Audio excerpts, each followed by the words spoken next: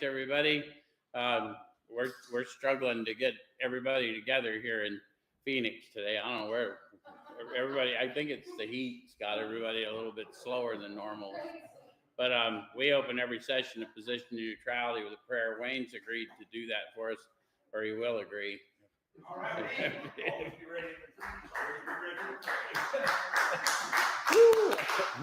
Oh my goodness, I'm messing up the chair. Oh, Heavenly Father, we thank you for this time that we could spend together. We thank you for the word that you're going to give us tonight. God, we thank you, Lord, for the power to look down on the inside, Lord, and to walk better and act better. In Jesus' name, amen. Amen. I did mess up the chair, though. Amen. Thank you, Wayne. Thanks, everybody. Everybody in Canada, we're envious of your weather. Matter of fact, all of you on the East Coast are doing better than we are. We got electrical storms and heat. But anyway, tonight we're going to look at step 3, if I remember getting my book out. Oh, yeah.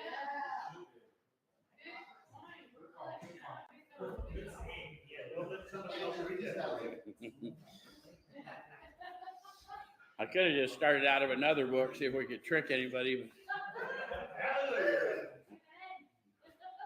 So, those of you joining us for the first time, what we do at Position Neutrality is we take a look at the suggested instruction for a step so a week directly out of this book.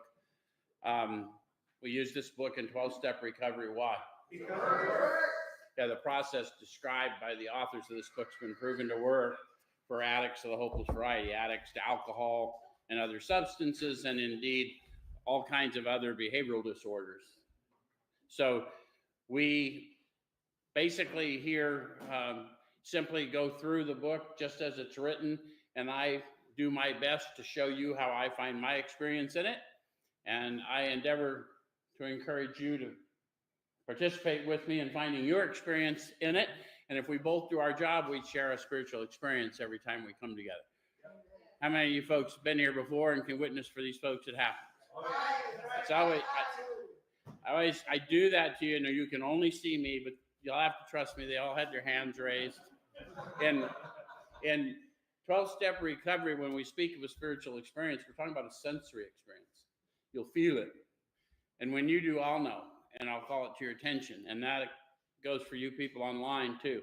I've verified this in people in Oklahoma, Philadelphia, New York, various parts of Canada. Yep, wherever you are, even places in Phoenix, right? Carrie said last week she listened online. She could feel it right through because the air is not a barrier to the power of the Spirit. So what we're going to do here tonight is we're going to take a look at the step 3 instructions. And that's found, how many people familiar with the Alcoholics Anonymous Fellowship? In almost every meeting of Alcoholics Anonymous I've ever been to, they read a little portion of chapter 5 before every meeting. And it's really the wrap up of steps 1 and 2, leading us to a 3rd step decision. So we're going to break all that down for us tonight and then take a look at the decision we're making and whether, in fact, we're properly empowered to enact that decision. Yeah? So we start in a chapter called How It Works, and they start out with some promises and conditions. It said, rarely have we seen a person fail who has thoroughly followed our path. So who's the we? The first 100, and they appear to be subject matter experts because the book is entitled Alcoholics Anonymous, the story of how many thousands of men and women have recovered. So by the time the 100 are writing this, they've got plenty of examples that have shared in the experience. Does that make sense? Yes. So they said, rarely have we seen a person fail who? How many of you have heard you can do recovery any way you want to? Take what you want, leave the rest. You can do anything you want to because our steps are suggestive only, but what they're bearing witness to is hundreds and then thousands, one path. One path. Our path, not paths. Yes? Yes. Okay. I won't go into any further theological discussions on that, only as to say that you will discover in time that the path is the power and the power is the path. Okay, so those who do not recover, how many of you have struggled? Okay, how many of you have seen other people struggling? Well, then let's read about us, shall we? Those who do not recover are people who cannot or will not completely give themselves to this simple program. Usually men and women who are constitutionally incapable of being honest with themselves. So, have you ever considered while you were struggling whether you might be a cannot or a will not? Yes. What did you conclude? I've been both. Sometimes we're a will not until we find out we're a cannot, right? Because the mental illness takes over, yes? Right. Okay, so constitutionally incapable of being honest with ourselves about what? Sean has one answer that's unique to Sean. Anyone got any other answers? I mean, I think that's a good foundational question. Let's take a look at what the authors have introduced us to. Let's go back to the doctor's opinion. And let's just go to the bottom of XXVIII, Roman numeral 28. It says men and women drink essentially because they like the effect produced by alcohol. Yes. A couple of people, how many of you people are sober in the sound of my voice? How many of you, even though you're sober maybe many years, if you allow yourself to bring it to consciousness, can actually feel that effect? Yeah, that's a unique experience to those of us that have this addictive disorder is in spite of all the water under the bridge, I can feel it right now. Yeah? Okay. The sensation is so elusive that while they admit it injurious, they cannot after a time differentiate the true from the false. Back to Sean's answer to his question. Because that first part's true, I can't safely drink again. Hell, I can't even safely think again without getting access to power, right? Okay. To them, their alcoholic life seems the only normal one. How many of you remember those days in your addiction and people are contemplating you sobering up and you're thinking, then what? Right? Okay. So pay attention to this because this is what we don't tell people when they come to us and they're a little uncomfortable and we try and calm them down and tell them to keep fighting. Just, you got this. This is important that you understand this is part of my nature as an alcoholic of the hopeless variety. They are restless, irritable, and discontented unless they can again experience that sense of ease and comfort, which comes at once by taking a few drinks. Drinks they see others taking with impunity. So the virtual impossibility to do what Sean was talking about, recognizing the problem and then actually affecting some kind of a change because of my inability to bring to consciousness with sufficient force the memory of suffering and humiliation, but many years sober, I can bring on the ease and comfort right now, right here. Make sense? Are we honest about that? So if that's not going on, if you're not getting that and you're restless, irritable, and discontented all the time, how long before you medicate? Don't know. Maybe it's a week, maybe it's a month, maybe it's a year, maybe it's a decade. Yes? Okay. So let's go to page 50.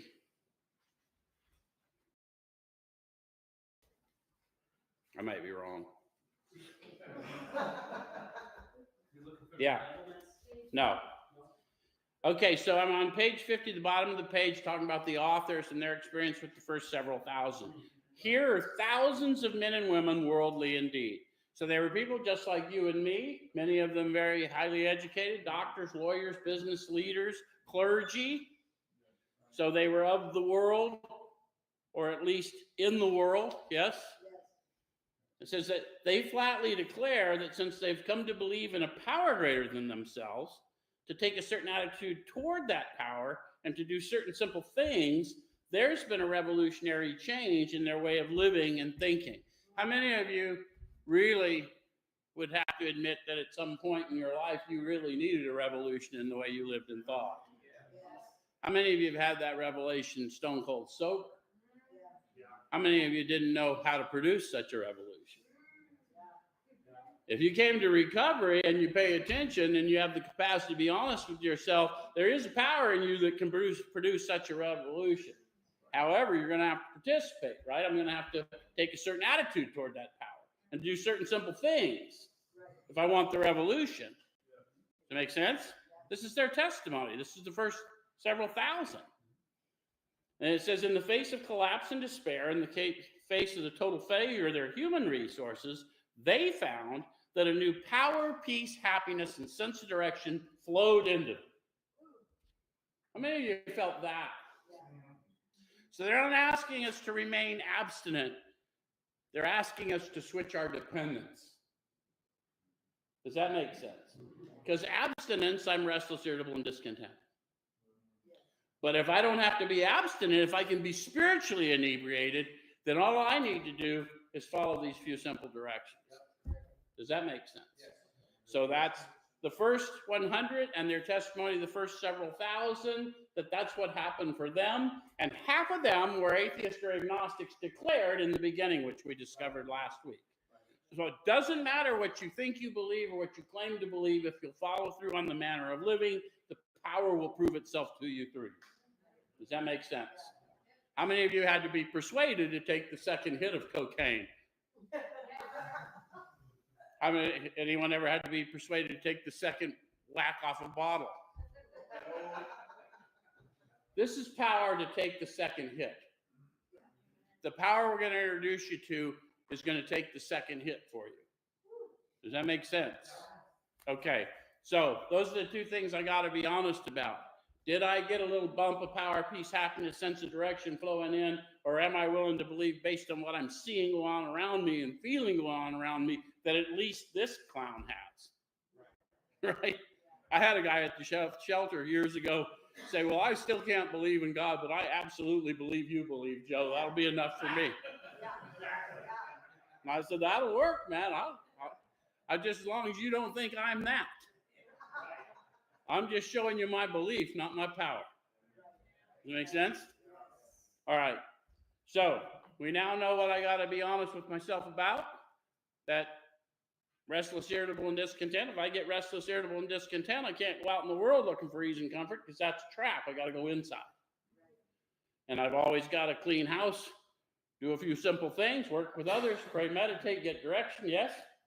Okay. All right. So then it says, there are such unfortunates. How many of you have seen such unfortunates? Incapable of being honest. Either they can't receive this information or they won't receive this information. How many of you thought you might be it?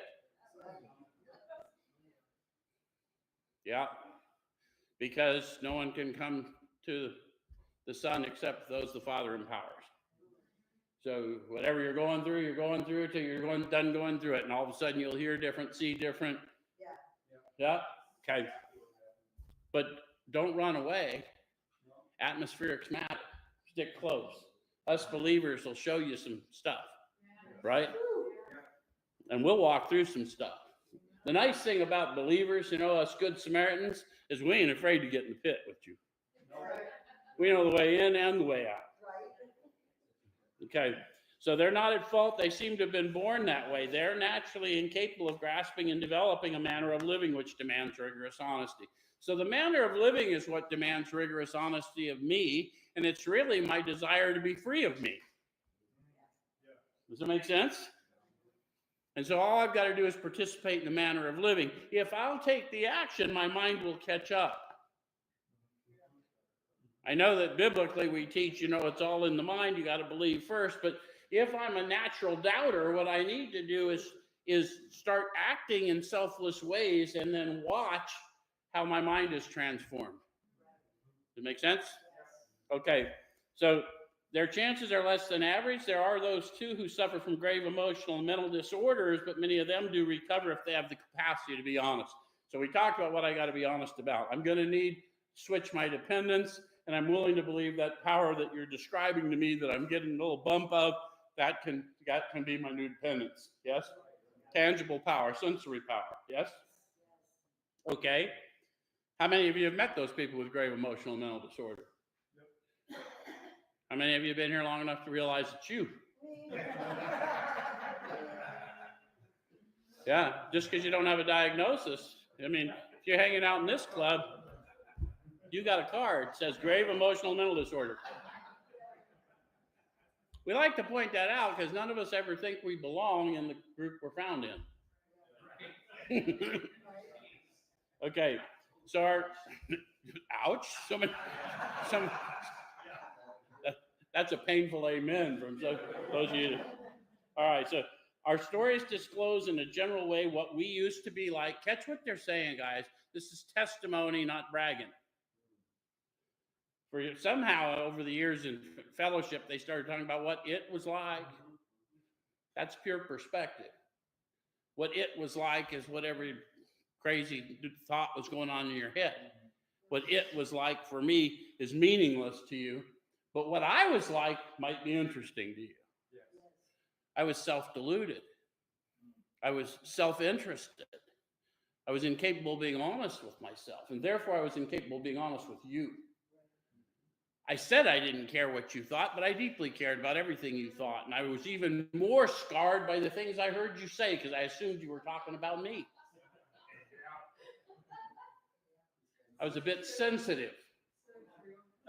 Anyone else? And then I had this encounter with power, and I learned through this process that what my problem had really been was a loss of identity as a result of my human condition, and I simply could not get restored on my own. I just kept believing the lie, and the lie wasn't even coming from you all the time. Sometimes it was just coming from me. You're not good enough. You're an imposter. Who in the hell do you think you are? Why would you think you're entitled to any of this? These are the things. That's what I had been like. That's how I thought. This power came into me and started to change my mind. And what I'm like now is that for many, many years, I've tried to bear witness crisply and clearly and loudly to people that no one is beyond redemption. There is nothing you have ever done that can't be washed clean.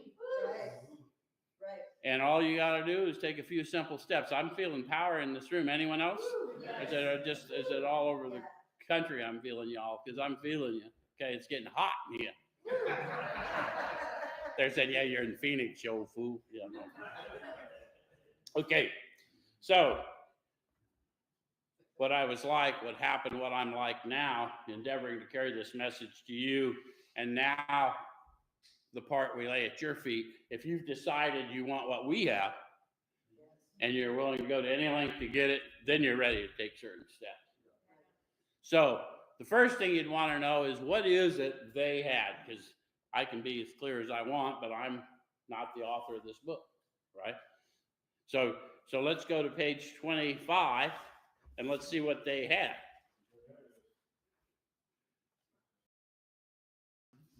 So, wait a minute. I'm a little slow. Okay, middle of the page.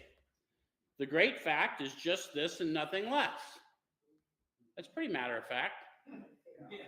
Just this and nothing less. I don't have to embellish it, nor do I withhold. Yes?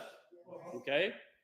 That we have had deep and effective spiritual experiences, which have revolutionized our whole attitude toward life, toward our fellows, and toward God's universe. Remember the revolution we all agreed we needed? Well, it came as a result of these deep and effective spiritual experiences, which revolutionized the way they lived and thought. Does it make sense? And then it says, the central fact of our lives today is the absolute certainty that our Creator has entered into our hearts and lives in a way which is indeed miraculous. He has commenced to accomplish those things for us, which we could never do by ourselves. Guys, you've got to contemplate this. If you came upon this message in a church, you would think, yeah, more talk of miracles. Maybe. But they've already told you these are running drunks. Half of them atheists or agnostics declared. And to a man, they're telling you they are absolutely certain that their Creator dwells in them and lives through them. Now, if that's so, do you think that would work for you? Yes. Because you're the one that's got to say yes. Now, I'll tell you the difference between hope and certainty. I hoped that I could avoid some of the consequences of my actions. And some of them I got through, and some of them I did not. I was absolutely certain if I could get to the dope man, I could change how I felt. And I would not be deterred in that. The difference between hope and certainty. Hope is very important. It's a lubricant to keep us in the tough times. But certainty is what keeps me walking in the impossible times. And I want you to understand, someone's feeling that too. If you want the power to walk when it's impossible, then you need to take certain steps. Does that make sense? Okay. All right. So I'm going to get back over to the page on 58 again, and it says, at some of these we balk. So everyone in the room got a little bump of power, felt it, a little weepy crying going on, and it's like, yeah, but I ain't telling that shit to nobody, right? And even if I do tell somebody, I ain't paying that sucker back. At some of these we balk. Stay in the step you're in. You just got introduced to the power last week. You're just now going to take a look at the way yourself manifests that's created all these difficulties for you, but you're going to need power to go in and look at that. Does it make sense? So stay in the power you're in. Don't let fear snatch from you the better version of you that's just on the other side of learning the truth about you. Make sense? All right, so we thought we could find an easier, softer way, but we could not. Guys, how many of you have said the third step prayer, had a powerful experience, and then spent 8 months pretending you were going to write a fourth step? It's a pretty common experience. We even go lie to people about how we're working on it, right? You're not lying to any of us who know, because those of us who know. Okay. But you are lying to you, and that's what got you here. So if you're really serious about getting moving and you're failing to launch, then call the person who's helping you or somebody who knows, and we'll help you. You're going to have to re-encounter and figure out what's stopping your launch. Make sense? All right. So, but we could not. With all the earnestness at our command, we beg of you to be fearless and thorough from the very start. Fearless and thorough enough to say, yes, I have the experience. Yes, I want more of the experience. And human that's helping me with this, I'm going to need your help. I don't know what to do, and I don't want to admit to you I don't know what to do. Yes? Yeah. Don't die because you're afraid someone will think less of you. Not in 12-step recovery. It's not worth it. All right, so some of us have tried to hold on to our old ideas, and the result was nil until we let go absolutely. Anybody do that? Sure. All of us have done that, right? Yeah. I'll get to it. Or I won't do that. I don't need to. I just don't pick up no matter what. Or some of my brethren from the church, I don't need 12 steps. I'm going to one step to Jesus. Well, Jesus came and worked with us drunks when he was here. He didn't one step us. He walked with us. Anyway, remember that we deal with alcohol, cunning, baffling, powerful. Now, they've shown you how he's cunning, baffling, and powerful in their own words, and they've encouraged you to have your experience, which we've done tonight, how we can bring to consciousness many years later that sense of ease and comfort, even with all the wreckage of our past. That's the result of that stuff. Yes? Without help, it's too much for us, but there is one who has all power. That one is? That one is God. And when we say God around here, everyone says power, because we don't want anyone's prejudice to block them off from relationship with the power within them. Does it make sense? And we agree on the name God because that's the signpost pointing to the power within you for our purposes. And as you dig deeper, you'll learn more. Yes? All right. So then it says, may you find him now. Where is he found? And how do we find him? Sometimes we have to search fearlessly. So I'm literally asking for power to do my fourth step right here. Make sense? Yes. All right, so half measures availed us nothing. How many of you? Yeah, half measures got me about half, and I'm good. Peace out. Huh? Anybody? Yes. Yeah, it's okay. I'll guarantee you there's more than just your hand. All of us have applied half measures. And it is disappointing when we find out it avails us nothing. Yes. We stood at the turning point. We asked his protection and care with complete abandon. Now, capital H, guys, they're getting pretty specific now. I am asking that power within me to protect me and care for me. And I know I'm going to go look at a lot of trauma and a lot of wreckage and a lot of hurt I inflicted and hurt I endured. And I am no different than any other man or woman that had to go through it. And I'm not making light of it. I'm just telling you the one that's going with you will provide that protection and care. Yes. And the ones walking with you, he's carefully appointed to be those people. All right.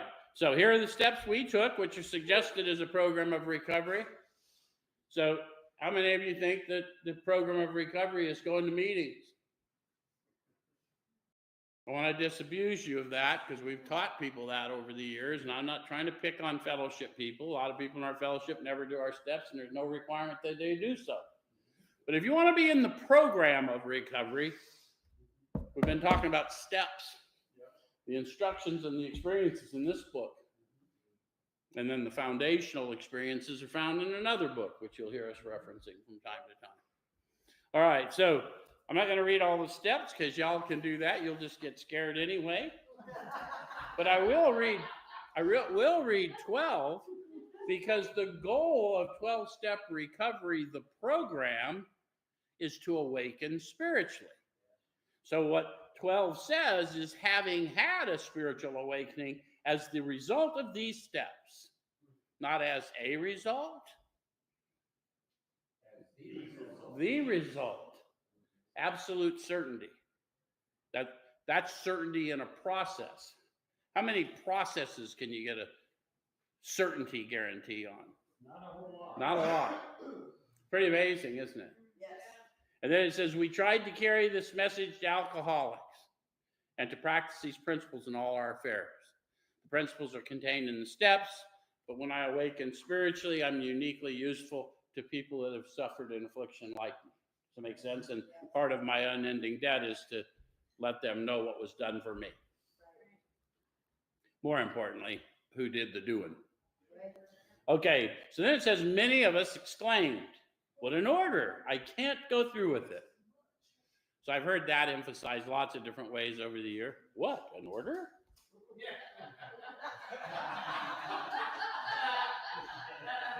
But because there's always somebody, there's always one. But what we're really saying, because these people are talking at a time that we're not in these days, is they're going, holy cow, that's a lot. You're asking me to do a lot that it's unfamiliar to me. Based on what, right? So it says, do not be discouraged. No one among us has been able to maintain anything like perfect adherence to these principles. So those of you that are perfectionists, you don't need that. That's just egoic. None of us are perfect.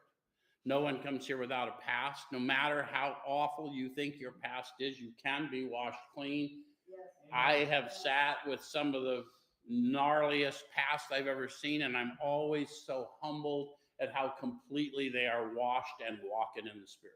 Yes. But I'm going to have to own it because I went through that and was saved by grace so I could help others. Yes. All right, so we're not saints. The point is that we're willing to grow along spiritual lines. I think it's so important that we tell people, look, man, I lost my sainthood credentials because of the way I gained my healing powers. True. So I ain't here to show perfection, but I can show you the perfect one operating through me. I can tell you how I think and how he causes me to act. Yes? Yes. So that's the whole practicing the principles in all of my affairs. I was telling some of the guys here tonight, I had a gnarly business thing go on in the last year or so, and I've had some pretty aggravated thoughts and what have you, but I got a text from a prophet friend of mine, and he assured me that the tables were about to be turned over. The table for me has been set, and that my test in the next season was going to be how I show grace to those people who persecuted me. So I don't know if that means anything to the rest of you, but what it means to me is I really better access power, because I got a whole different manner of living that I've lived through. And you wouldn't describe what I want to show as grace. But me and the Creator will work it out. The principles we have set down are guides to progress. Guides to progress. The promises in this book, if no one's ever told you, are different levels of consciousness. They're states of being. I don't know why someone hung them on a wall and said, these are the promises. They're states of being, right? And so if you've actually experienced being free of self, even momentarily, free of fear, so that you could do things that you once thought you could never do, but there you are doing it, then you understand that you're at a level of consciousness of that power than you had not been in previous. Does that make sense? Yes. All right, so we claim spiritual progress rather than spiritual perfection. How many of you have discovered that your human condition is persistent? Yes. So it pops back up. I might do something really incredibly selfless to witness. The minute I think about it, there went my selflessness, right? Don't let your left hand know what the right hand is doing. All right, so our description of the alcoholic, the chapter to the agnostic, and our personal adventures before and after make clear 3 pertinent ideas. A, that we were alcoholic, back to Sean's point, and could not manage our own lives. Now, we really copped to that in 1, but we really didn't fully understand it until 2, right? In 2, they told me that I had these conditions that were underlying. Okay, that probably no human power could have relieved our alcoholism. Notice how soft they are on our egos. Probably. How many of you have tried through human power to arrest the disorders you suffered from? If after 20 years you're still doing the same shit thinking you'll get it next week,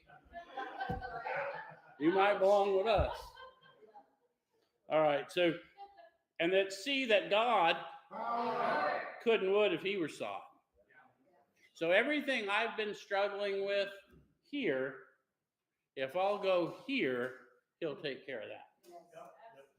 And he'll renew my mind in the process. All right. So then it says, being convinced, we're at step 3. Now, you may be convinced by my testimony, but that's probably not going to be enough to hold you, is it? Right? But hopefully it's going to be enough to launch you, right? Because this is a manner of living, right? All right, so which is that we decided to turn our will and our life over to God as we understood him. Now, don't get it twisted. Who's the we? That's not the same as God of my understanding. They said God as we understood him. And their understanding evolves before our eyes in their descriptive words. Bill, the atheist turned agnostic, says, the Spirit blew through me like a cool wind of a mountaintop. He talked about rivers of living water flowing from within. He talked about thinking about his grandfather's firm belief and his passion at telling the pastors he denied them to tell him about his Creator just before he died. And he said it welled up in him and made him swallow hard. How many of you had to swallow hard because all of a sudden some emotion just got pushed by your spirit? So the God he understood was power. Right? Okay. So just what do we mean by that, and what do we do? Well, that'd be the question, wouldn't it? Yep. What do we mean? What do we do? What do we mean? What do we do? How many times have you said that? What do you mean? What do we do? You probably got a sponsor you've been calling for a week. Well, what do you mean? What do we do? Mosquito on acid. All right. So the first requirement is that we be convinced that any life run on self-will can hardly be a success. It's a requirement. Are you convinced? Yes. Yes. Based on what? My fragrance. Yeah. So pretty much all of us, it's based on our own personal experience. So, but they said any life. So it's a bigger standard, isn't it? I've got to quit comparing myself to others. I've got to quit giving myself permission to act out based on the way people talk or act. Does it make sense? All right, so that's a higher standard that I'm seeking here. And it says, on that basis, we're almost always in collision with something or somebody, even though our motives are good. Then it says, most people try to live by self-propulsion. Notice how they're talking about people, not alcoholics. When they want to talk about people like me, they'll say alcoholic. And if you don't believe me, I'll show you how they say that later in this reading. But everybody in the human race is doing this same thing. But I have a dire consequence because of my alcoholism.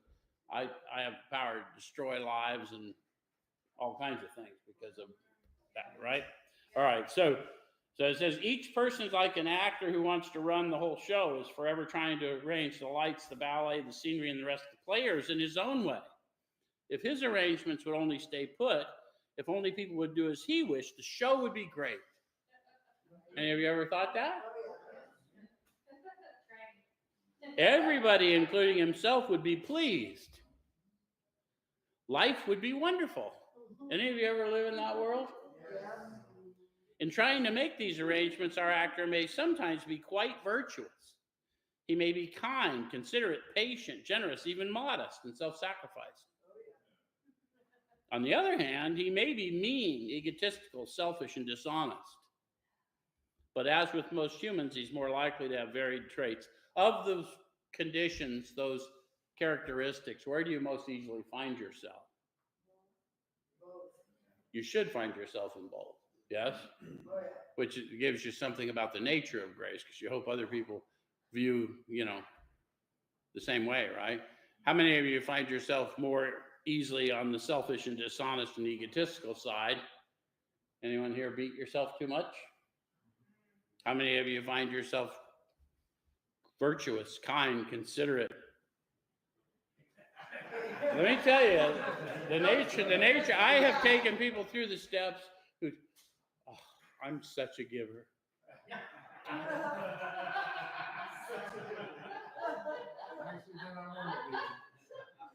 I'm always giving to the wrong people.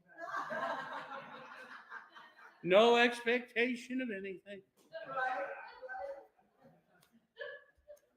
I'm just telling you, I'm not trying to poke fun, but I've heard both. And what we're trying to see is my human condition is that I play a part in all of it. And if I don't find my part, it's going to be a long life or a short, miserable one of the two. All right. So on the other hand, I got to jump. Okay. What usually happens?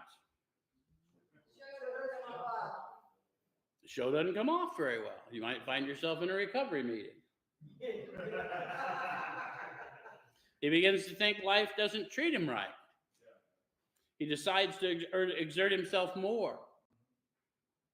Now they're talking to those of you who think you can act in a way to make people think differently about you. And I'm not talking about just following societal norms. I mean, pretend you're something you're not so that someone will like you. Any of you ever do that? What did you learn about that? They still don't like you. Now I don't like me. Right? Anybody else have that problem? Okay. He decides to exert himself more. He becomes on the next occasion still more demanding or gracious as the case may be. Or I demand that they like me. I demand they see my selflessness. Any of you ever had that going on? Okay. And then it says, still the play does not suit him. Admitting he may be somewhat at fault, he's sure that other people are more to blame. Is that a condition you found yourselves in? justified bad behavior, bad speech, isolation based on other people's behaviors. And I only ask you to look at that because that's a manifestation of self based on fear, because you've lost your sense of identity. Make sense? All right, so he becomes angry, indignant, self-pitying. What is the basic trouble? Well, we've sort of, gone through it, deconstructed it as we went, right? The basic trouble is I've got this fear that I'm not good enough, or that you're not good enough, or it's not good enough, or something, or maybe it's all too good and I just need to make it better. Any of you been one of those where everything's going great, so you decide to just embellish it a bit? Yeah, or you're just trying to manipulate the shit out of everybody. Yeah, and sometimes I'm not even that smart. I'm just hoping you don't find out that I don't have this. Anyway, is he not really a self-seeker even when trying to be kind? So now they want me to deconstruct it a little bit. I'm wanting you to do, it's transactional. It may be emotional transaction. It may not be a material transaction. Yes? Is he not a victim of the delusion that he can wrest satisfaction and happiness out of the world if only he manages well? The purpose of the inventory is to answer those questions for yourself, by yourself, about yourself. So you're no longer telling the story someone told you about you, right? All right, so is it not evident to all the rest of the players that these are the things he wants? So how many of you have been running around pretending you were in charge? Yeah. And someone found out you weren't in charge? Yeah. They go on to talk about that, and do not his actions make each of them wish to retaliate, snatching all they can get out of the show? Yeah. See, they think they're in charge.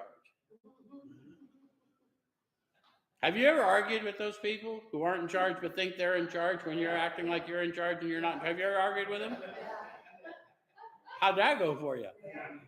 I had a sign in my office, Sean saw it, said never argue with an idiot. People watching can't tell the difference.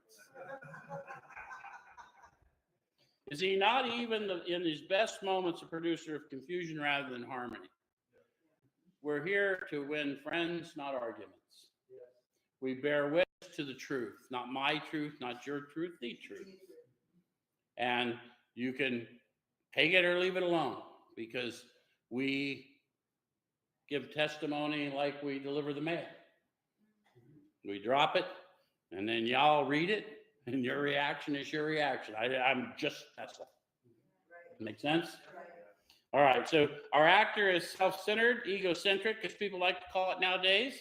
He's like the retired businessman who lolls in the Florida sunshine in the winter, complaining of the sad state of the nation. The minister who sighs over the sins of the 20th century. Politicians and reformers who are all, for sure, all would be utopia if the rest of the world would only behave. The outlaw safecracker who thinks society has wronged him, and the alcoholic who's lost all and is locked up. Did we describe, because sometimes we get caught, I never did that, I never did that. Have you ever just been so bound up in your thoughts you can't stand yourself? Because that's all they're describing.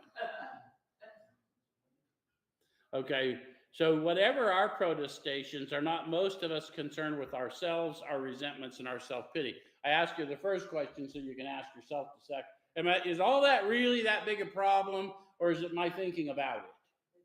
Yeah. And does it apply to how I'm thinking, or did that all exist before it became part of my awareness and then the cause of my suffering?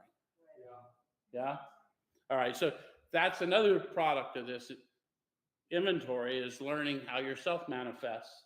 So when you're starting to grow in your meditations and your prayers, you can speak specific to what's going on in your neural pathways that are keeping you so bound. Yes? Yep. All right. Selfishness, self-centeredness, that we think is the root of our troubles. Driven by 100 forms of fear, self-delusion, self-seeking, and self-pity, we step on the toes of our fellows and they retaliate. Sometimes they hurt us, seemingly without provocation, but we invariably find that at some time in the past, we've made decisions based on self, which later placed us in a position to be hurt. For those of you newer to the process and you have a lot of untreated, unhealed trauma, no one is suggesting to you that some of those things that happened to you in childhood or in abusive relationships had anything to do with your fault. What we're saying is if you got through it and we can help you unpack it, you're going to be a powerful agent of healing for others. So all of it will make sense for you if you'll follow through with us on the process. Does that make sense? Yes. And you may not see it for a minute till we get you on the other side. So that's where the old keep coming back, keep coming to meetings. I don't know how people got to that, but if you'll keep coming back to the power in you and keep moving out in service, you will find that every gnarly thing that ever happened to you has power and purpose in it. Yes. All right. So our troubles, we think, are basically of our own making. They arise out of ourselves. I promised you we'd talk about alcoholics as opposed to people, right? They arise out of ourselves, and the alcoholic is an extreme example of self-will run riot, though he usually doesn't think so. So the rest of the world, they're just people. They're just regular examples of self-will run riot. I have now discovered I'm an alcoholic of the hopeless variety. I'm an extreme example of self-will run riot, and I don't think so. What are my chances? Not good. Where's the main problem? In my mind. So it's inside me. Where's the solution found? Deep down inside. So they're talking about the battle within. But neither the problem nor the solution are external to me, or I'm host. Does that make sense? Yes.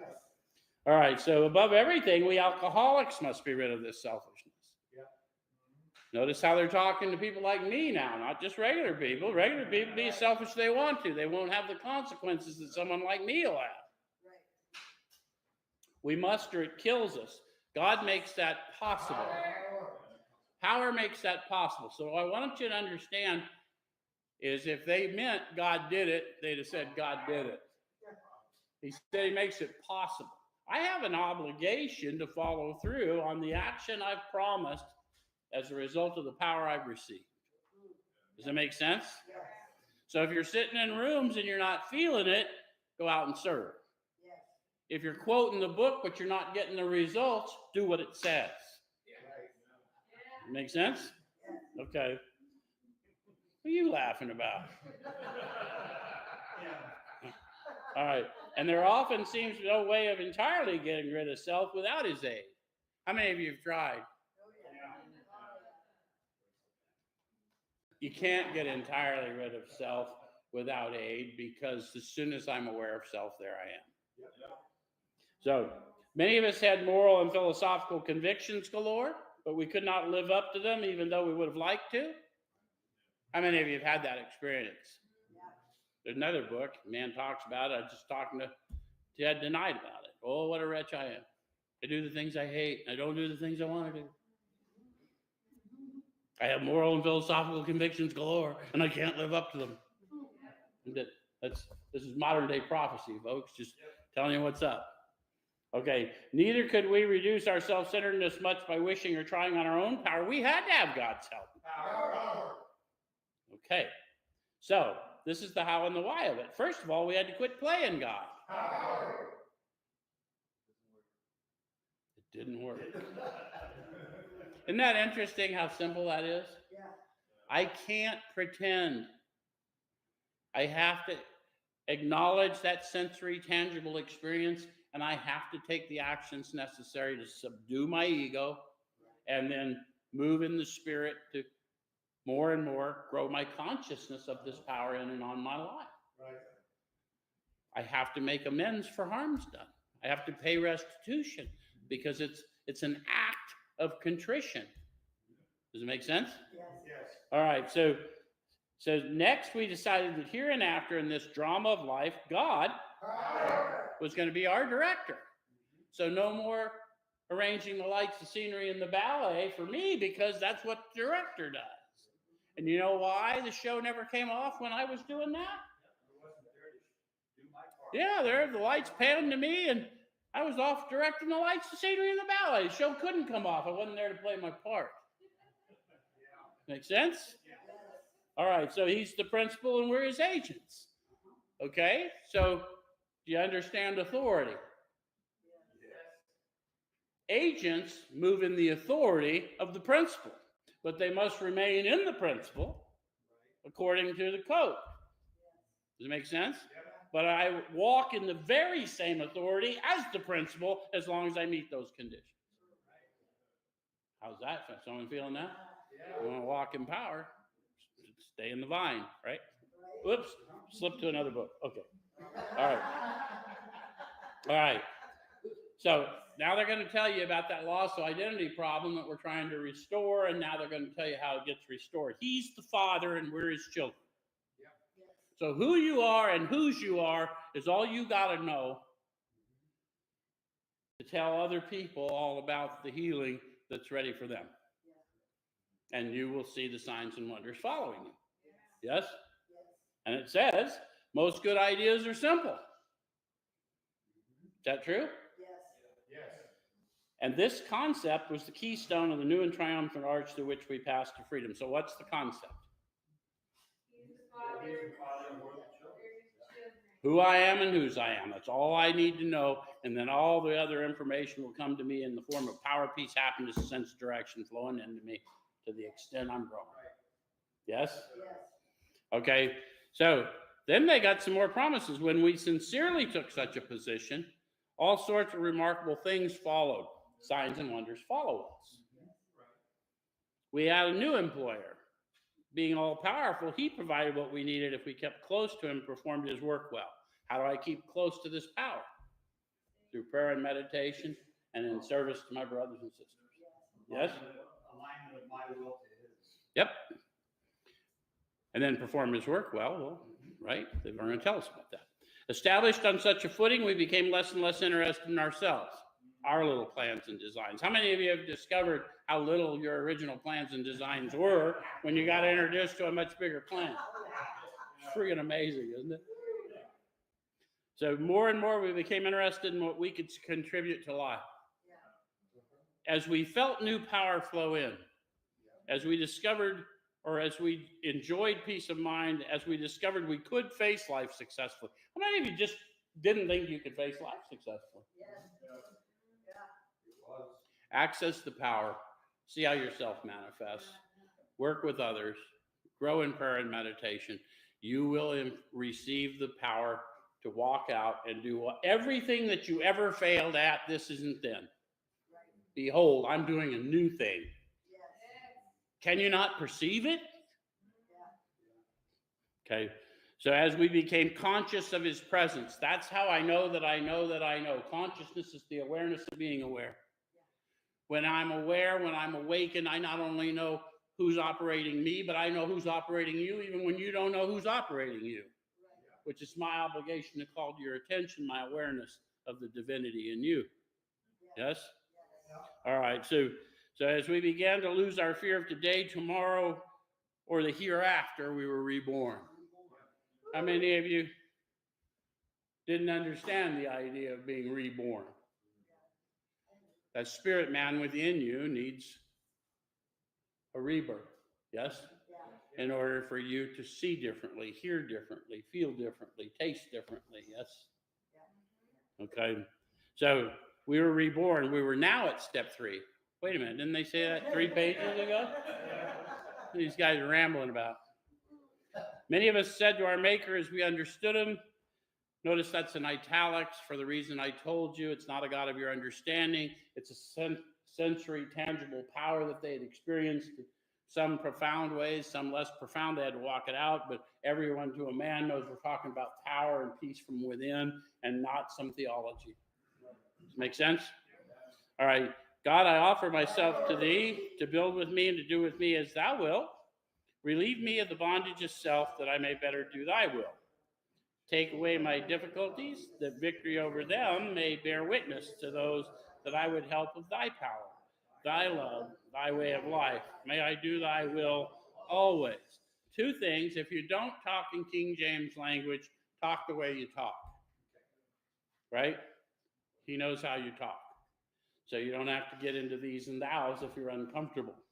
But the idea is take away my difficulties, my selfishness, my perfectionism, my guilt, shame, and remorse. Take those away so that I can get focused on your people and what you would have me extend to them. Does it make sense? And then they'll see me doing that, and I can give credit to his love, his power, his way of life, and honor the decision. Yes? All right. So then it says, we thought well before taking this step, making sure we were ready. Why would I want to think well before I said a prayer? There may be a big action that happens as a result of it. Yeah, I mean, the thing they said that, in chapter 3, we learned we had to fully concede to our innermost self. This is the first step in recovery. You can't fully concede to your innermost self based on a lie. So based on that, you need to be told, no matter what anyone may have told you, God does not care about prayers you don't care about. If I'm going to come to him, I have to believe that he exists and he's a rewarder. Does that make sense? So some of you are feeling what I'm laying down here. So all these memorized prayers that don't mean anything to me, that's why I got no effect. Does it make sense?